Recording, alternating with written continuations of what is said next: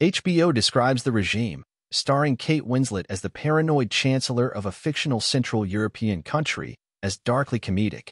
The trailer highlights some of the show's kookier moments. "You all need to be better at being normal," scolds the chancellor, addressing her cabinet from a tub filled with ice. And the premiere does feature Winslet's Elena Vernon performing a wince-inducing cover of Chicago's "If You Leave Me Now" for American diplomats at a state dinner. While it's not quite fair to call the darkly comedic descriptor disinformation, the 6-episode series premiering March 3rd and created by Will Tracy, The Menu, is not really a comedy of any hue. A bleak, superficial exploration of the dangers of authoritarianism and the grim reality of America's role in the oppression of people around the globe, the regime may be timely, but it's not particularly funny, edifying, or insightful. 7 years into her reign, Chancellor Elena Vernon is a paranoid recluse. Terrified that she will fall victim to the same lung condition that killed her father, Finbar Lynch, Elena exists in a constant state of misophobic panic and believes that her sprawling palace is overrun with toxic mold.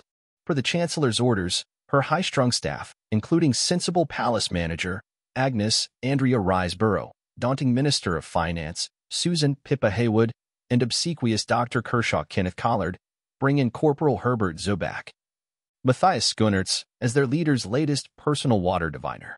In other words, he follows the Chancellor around with a hygrometer and measures the level of humidity in each room she enters.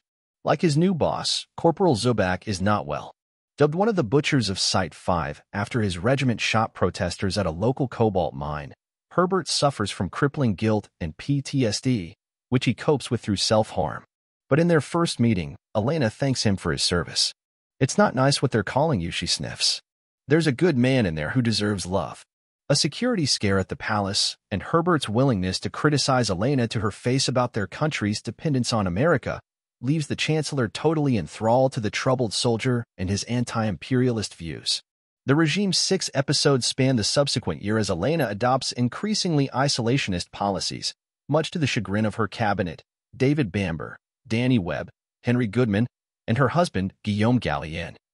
And her government starts to buckle under the weight of Herbert's outsized and misguided influence.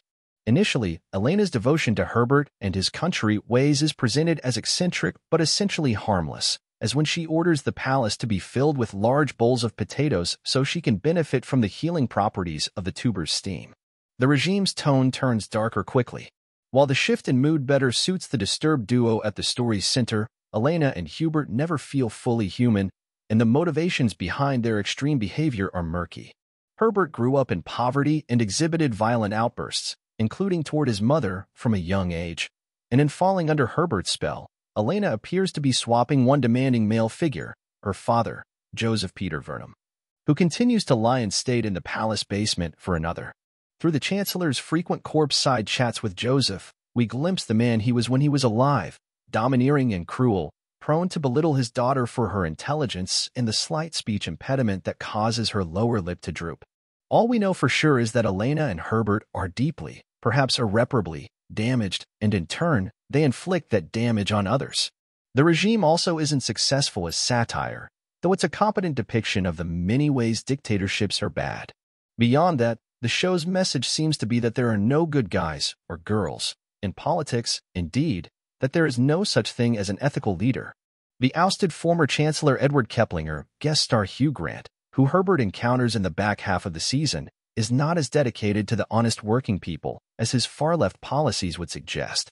The leader of the inevitable resistance movement attempts to seize power without a mandate, and America, represented here by Senator Judith Holt, Martha Plimpton, is forever working behind the scenes, complicit in it all.